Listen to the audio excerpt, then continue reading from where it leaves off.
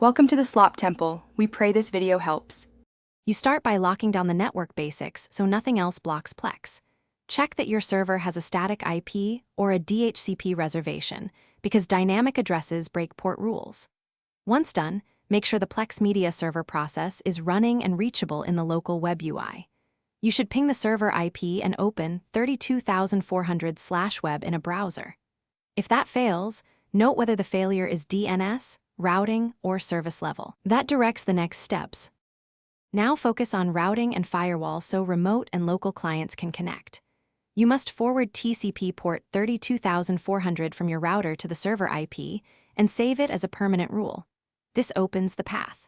Also configure the server firewall to allow Plex on private and public profiles so OS-level blocks are removed. If you prefer automation, enable UPnP or NATPMP on the router and Plex. However, manual forwarding is more reliable. Finish by validating authorization and logs so you know why connection fails.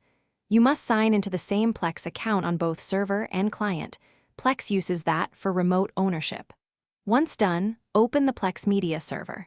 Log and scan for denied connections, certificate errors, or network timeouts. These explain the root cause. If problems persist, temporarily place the server in the router DMZ or try a different external port to isolate NAT translation issues. One key tip: toggle remote access off and on, then check logs immediately.